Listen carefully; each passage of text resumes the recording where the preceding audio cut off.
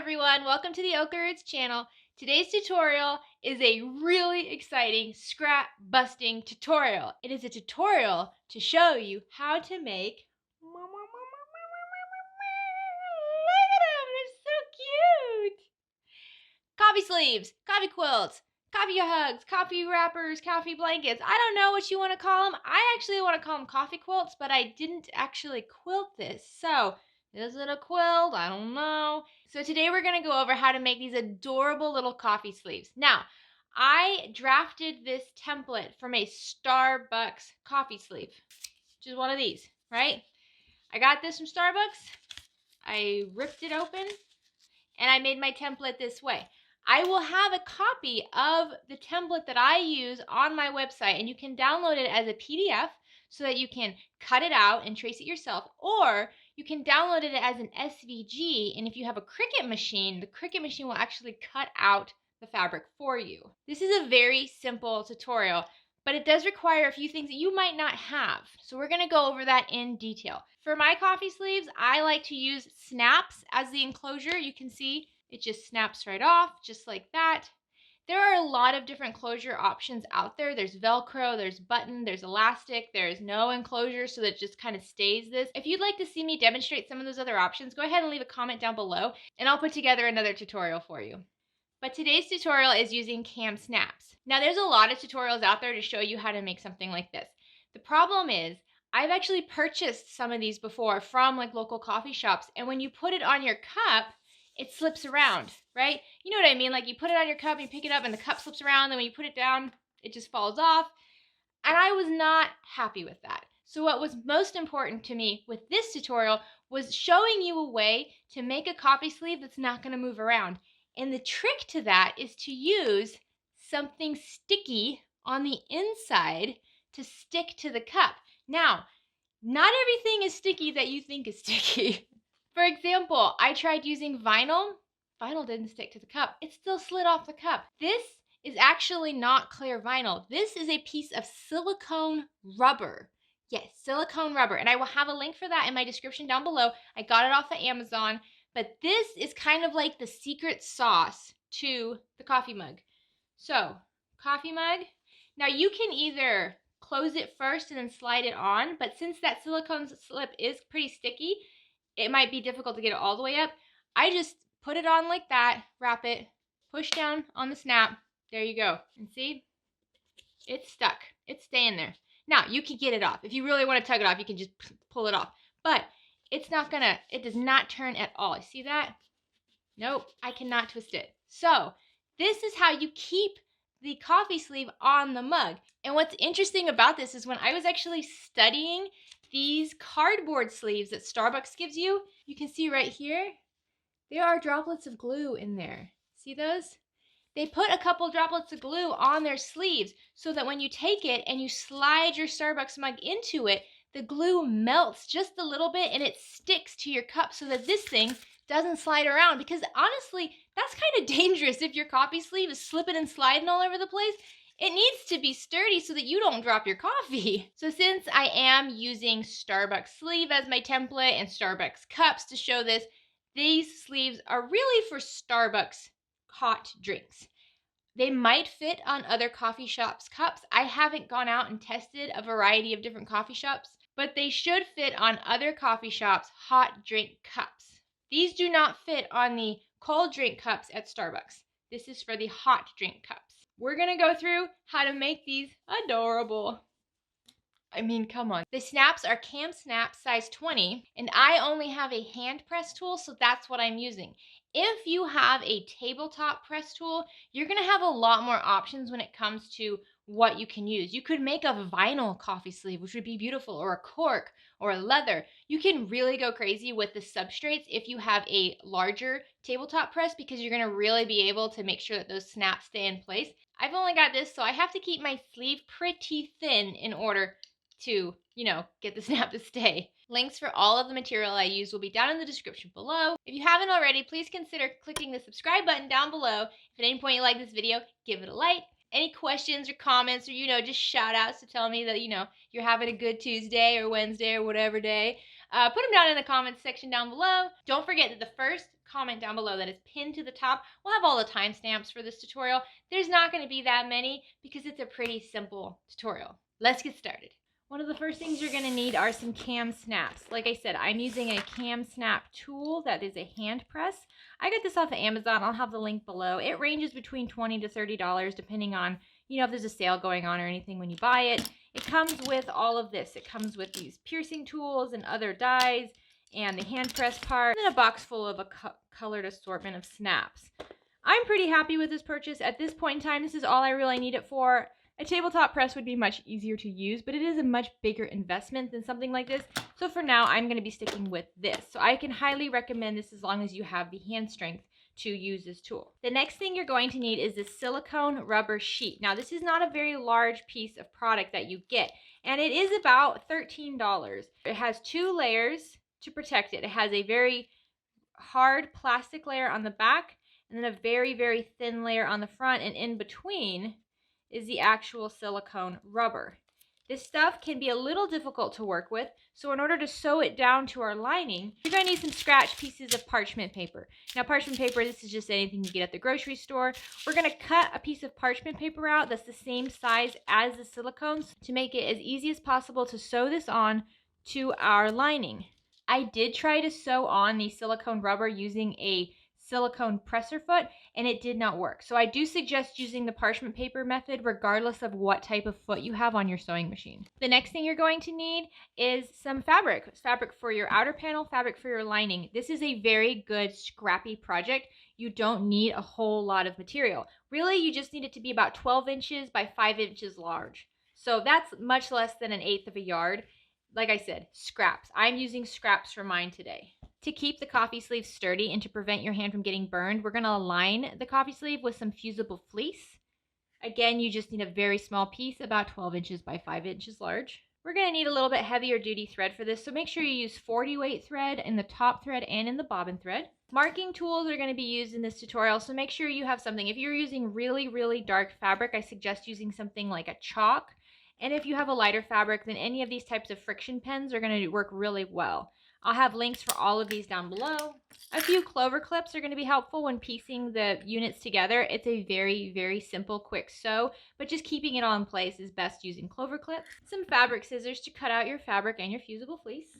And last but not least, the template that you can get off of my website. Now, the template you download probably does not look like this. I'm still working on the template for the website, but it is this essential block. You're going to have an inner block and an outer block. So let's discuss making our template pieces.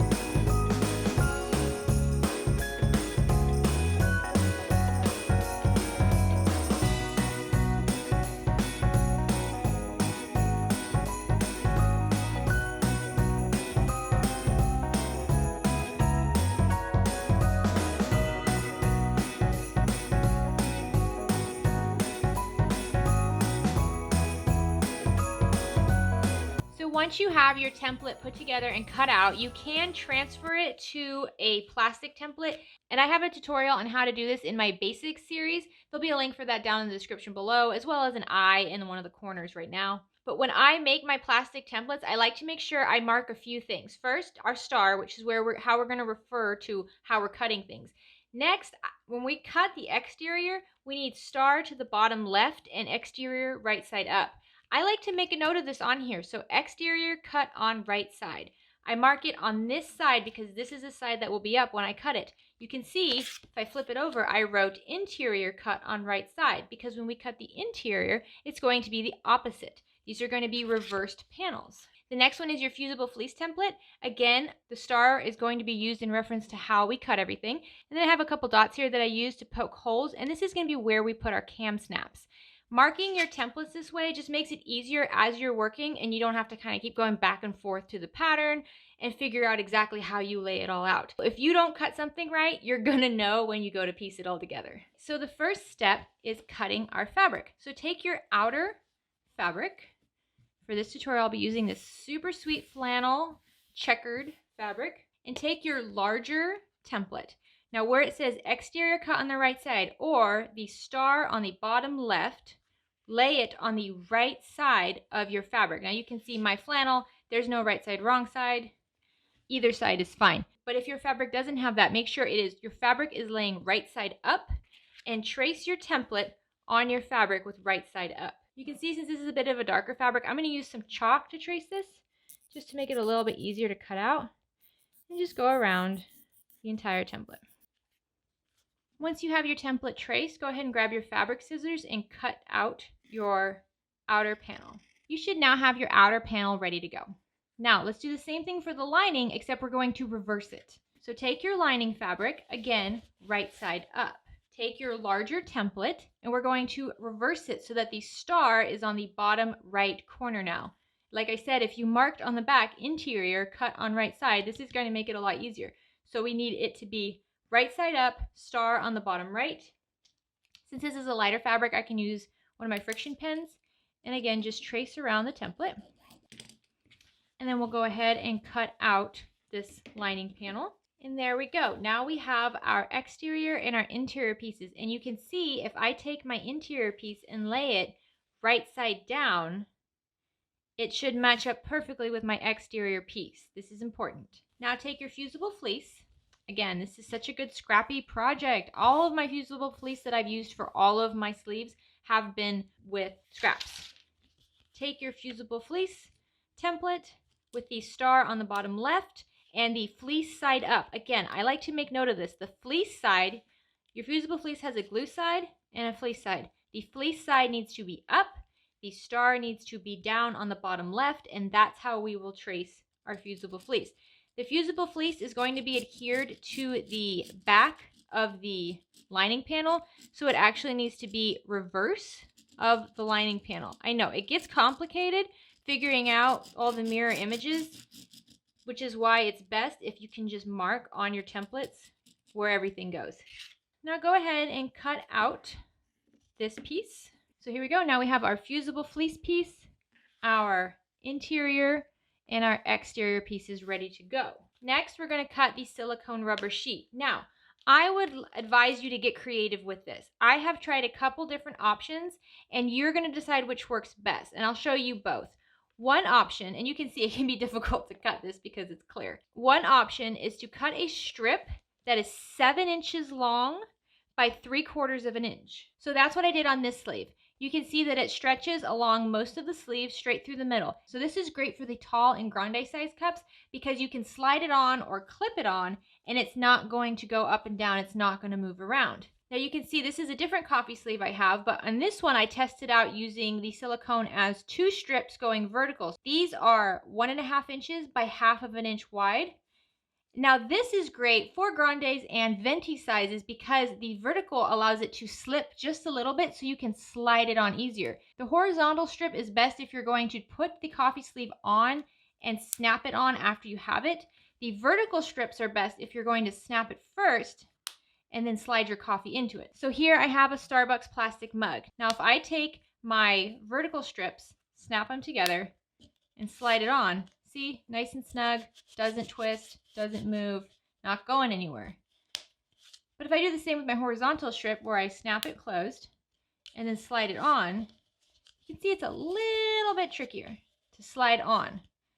It still gets there, but it's a little bit trickier.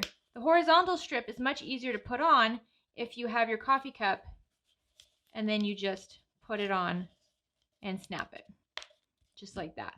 So, personal preference, I do encourage you to experiment with other options, but my two methods are either 2 pieces of the silicone rubber cut at 1.5 inches tall by 1/2 inch wide, or 1 piece cut at 7 inches long by 3/4 inch wide. Let's do the 2 vertical strips, which are 1.5 inches tall by 1/2 inch wide. Just line up your ruler, and this cuts just fine with your rotary cutter. So you can't really see it, but here they are. Like I said, there are 2 extra layers on this rubber. There is a very, very hard plastic on one side and a very, very thin plastic on the other, and the rubber is in between. We're going to remove these at the sewing machine right before we sew them. Before we do that, let's make equal size cuts of the parchment paper. I do like to keep my cut of parchment paper the exact same size as these because it allows me to better see where my edge of my rubber is when I'm sewing, because I really want to make sure I have that nice tight 1/8 inch seam allowance all the way around. And being able to see the edge is important. With this being clear and this being a little bit thicker, it's hard to see it if you make the parchment paper bigger than your rubber. So just take the time to make it the same size. All right, so now we have all of our pieces prepped and ready to put together. Let's go ahead and fuse our fusible fleece onto our lining panel. All right, so at your iron, you should have your fusible fleece cut and your lining panel. Now, flip your lining panel so that it's wrong side up, right side down. Take your fusible fleece so that it's fleece side up with the glue side down, and just center it on your lining panel, just like this. Now, take it as a unit and flip it over.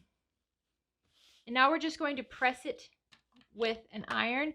And with fusible fleece, I like to do a nice quick press. I have found that if you hold the iron in one spot for too long, that glue shrinks up and you get some nice little wrinkles. All right, just like that. I will have a basics video going into much more discussion about fusible fleece. It is a great interface to add to most projects, but it can be very temperamental. So I'm going to have an entire basics video going over fusible fleece. So now your fleece should be adhered to the lining panel of your fabric. So now's a good time to decide where you're going to put your silicone pieces. I suggest finding the center and then just centering them on your lining piece. Again, total personal preference, but just kind of have an idea of where you want them to go. If you need to, go ahead and use a little piece of chalk and mark the inner edges, just so you remember at the machine where they're going to go. We're not going to pin these down because we want to put as few holes as possible in these, so marking it just like that's going to work great. So take your first piece of the silicone rubber and remove the clear layer and remove the back harder clear layer. This is what it looks like. You can see it's not like vinyl. It's very stretchy and it stands up to heat very, very well. You do not have to worry about this melting on your coffee cup. Now, take your fabric and line up your silicone piece with your marked line, just like so. Now, let me remind you, this does not have to be perfect, all right? Now, take your piece of parchment paper and put this directly on top of your rubber. There we go. Make sure that this piece is on top of the fusible fleece. You can kind of feel the edge of the fusible fleece on the top and the bottom. You really want this to be on top of the fusible fleece because this edge that doesn't have fusible fleece is going to be the seam allowance. So we don't want this in the seam allowance causing extra bulk. So make sure it's just on the fleece. Now we're going to sew at about a 2 millimeter stitch length, and we're going to do an 1/8 inch seam allowance. We want a smaller stitch length here because it's going to make removing this paper much easier. A bigger stitch length, when you remove the parchment paper, can actually pull at your seams and cause the thread to break. So using a smaller stitch length really helps keep the paper easy to remove, but you don't want so small of a stitch length that your rubber rips. So 2 millimeters is great. And we're just going to sew around the entire perimeter of this, like I said, at an 1/8 inch seam allowance.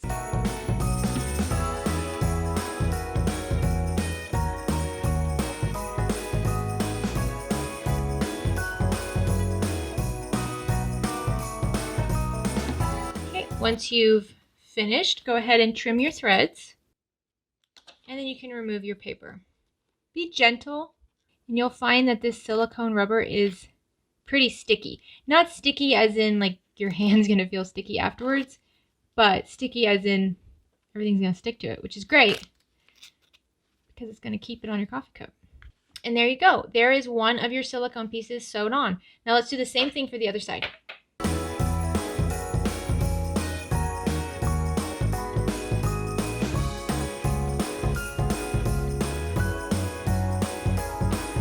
And there you go. One suggestion, if you are considering using a seam ripper to rip out the inside of the rectangle, and this is especially tempting if you're doing the 7-inch long rectangle, I would advise you not to do that. This silicone rubber, it very easily gets under the seam ripper and it rips kind of without you knowing it. I did it myself. So I would suggest not using a seam ripper to help you get this stuff out. Maybe use a purple thing or some chopsticks to help you get underneath the paper and pull it out. All right, so now you have your lining panel all ready to go. It has the fusible fleece already adhered. You have your silicone sticky mats already on here. So now we're just going to take our exterior panel and take it right sides together. So when you do the right sides together, you should notice there's this little jagged edge over here versus the pointed edge. The flat edges should line up with one another and the pointed edges should line up with one another, just like this. Go ahead and pin these together.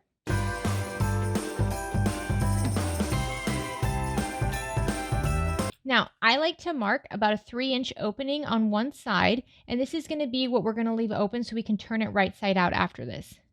So go ahead and take your ruler and mark about 3 inches. You could also use a couple pins if you find that easier. Since my fabric's pretty dark, I'm going to just use pins to mark it. All right, so we're going to start on one end of the opening and go all the way around our coffee sleeve and then stop at the other. Make sure you backstitch at the start and the end, and we're going to use a 3/8 of an inch seam allowance. If you don't have a mark that you can use for 3/8 of an inch, just take some washi tape and your ruler and just lay some washi tape down and use that as your mark. So if you're using a pin, make sure you remove the pin before you start sewing.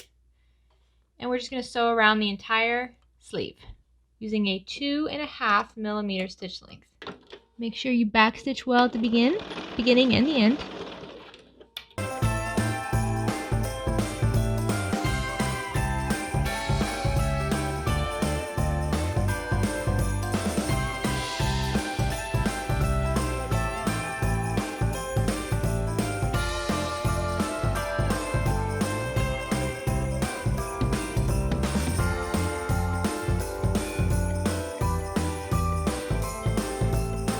All right, so now we have our sleeve sewn together.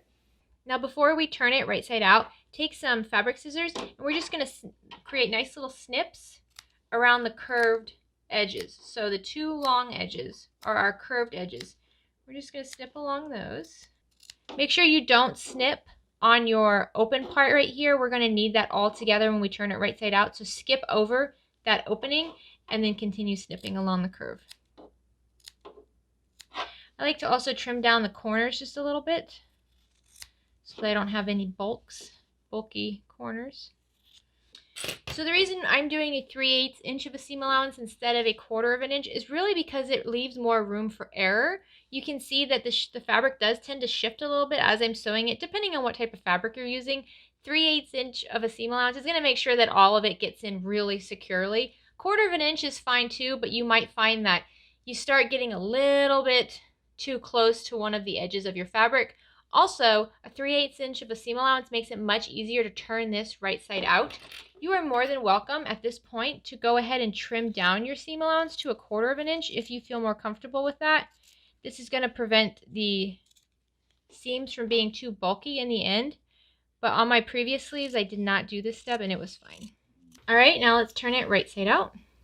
If you need help poking out your corners, you can use something like this, which is called that purple thing.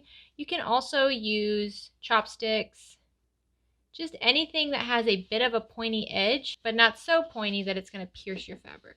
Here we go. So now take this to your iron and press down these seams. When you're pressing, make sure you press the exterior side, not the interior side. These will hold up to a lot of high heat, but I suggest you press the exterior down and then we'll do a top stitch. So your open edge should be nicely pressed down And all we have to do now is go around the entire sleeve with a 3mm stitch length at an 1/8 of an inch seam allowance top stitch. And that's going to close the hole, and it's also going to provide a nice crisp finish along the entire edge. I do back stitch just a bit when I do my top stitches.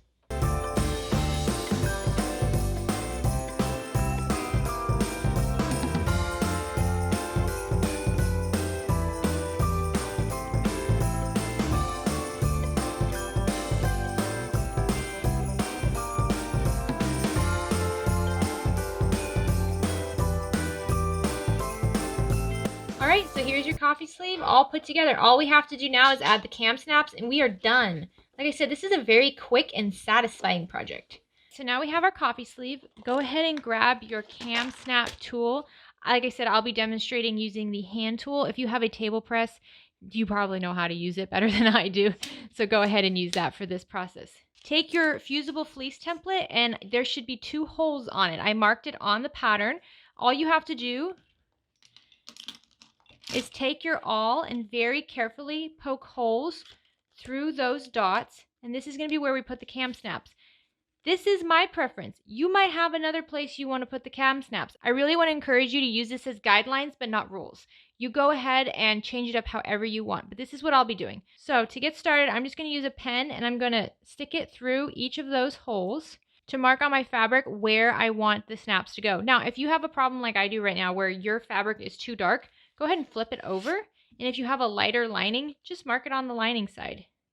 It doesn't really matter which way you mark it because the snaps will cover it up. But if you do mark it on the lining side, make sure you take your template and you flip it opposite.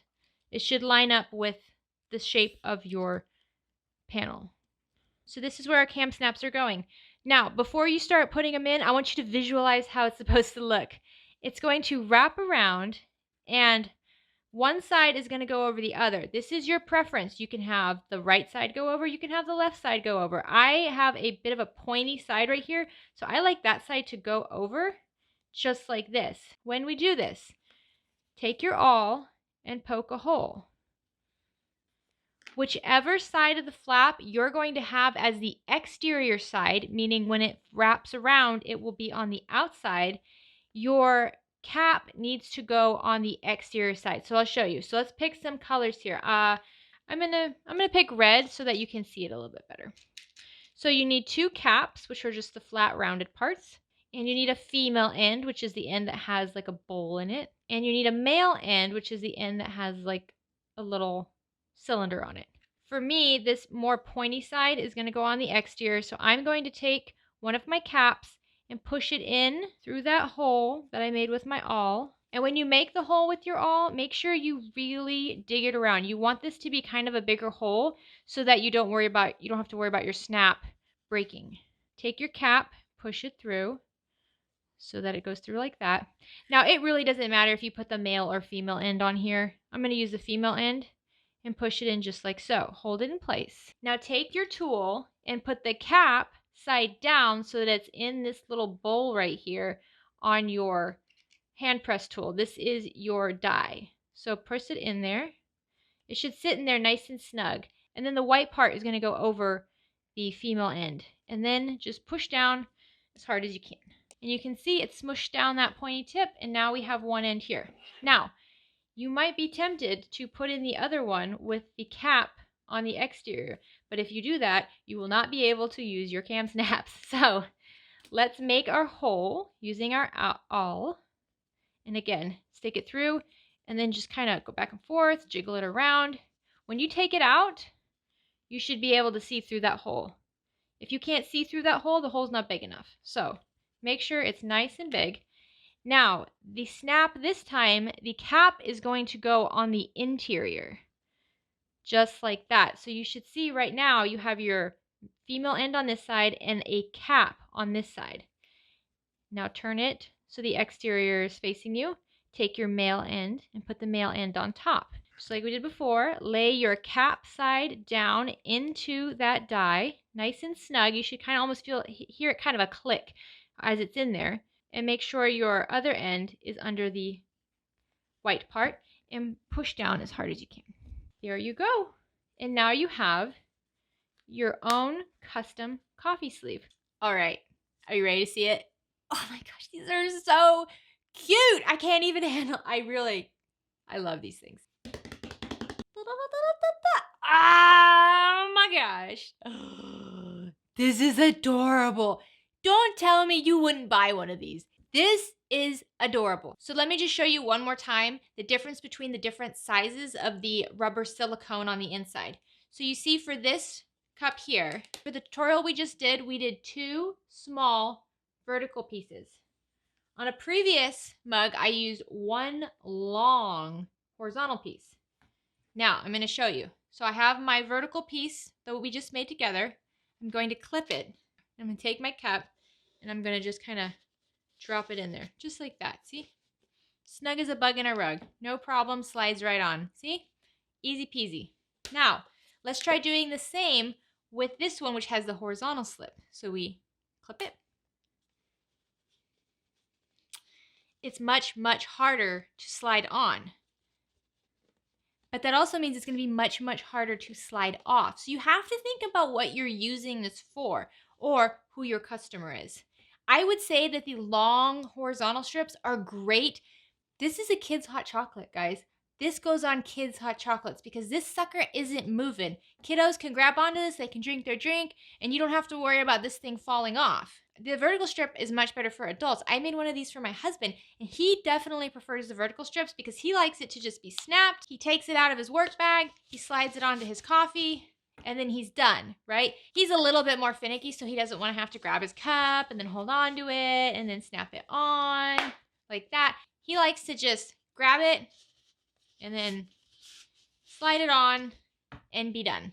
This is a tall size, and this is a venti size. And here we have it on a grande, so I can't hold all of them. These actually have coffee in them, so I don't want to spill anything. I can't do it, you guys. I can't do it. Here we go. Okay, we're going to pull my waitressing days back. Okay, guys, I used to wait tables. I had to carry drinks a lot. So there we go. These are the different sizes. You can kind of see it.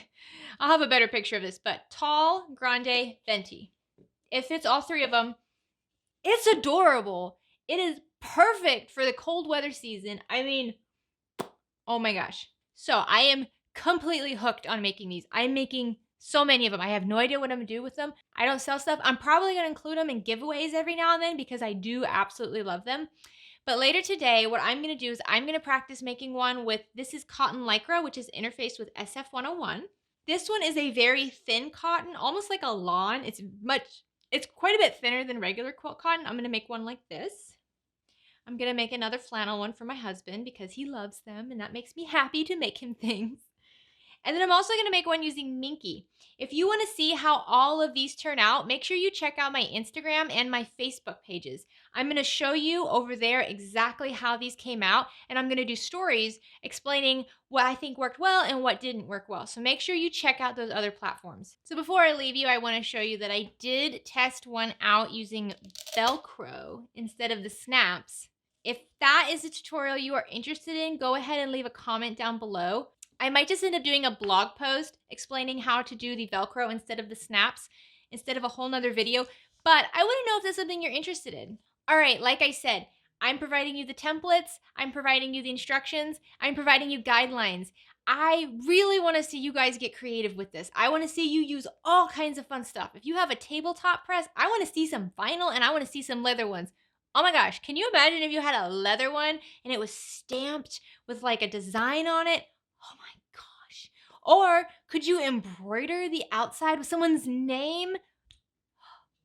The ideas are endless. There's so many of them. So I want to see what you make with this. Make sure when you make these, you post them on social media. If you don't have social media, you have to email me. I'm Jessica@oaklaroots.com. You email me a picture of what you make. I want to see it. I am so inspired by everything you guys make.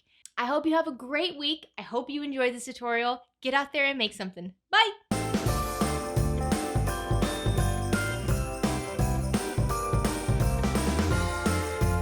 You know what's not cool?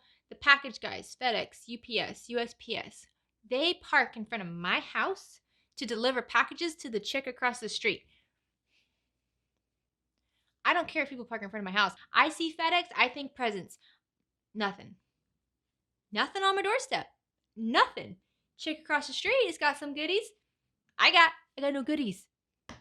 I'm just saying, for all you package delivery people out there, it's rude to tease us. But we seriously love you.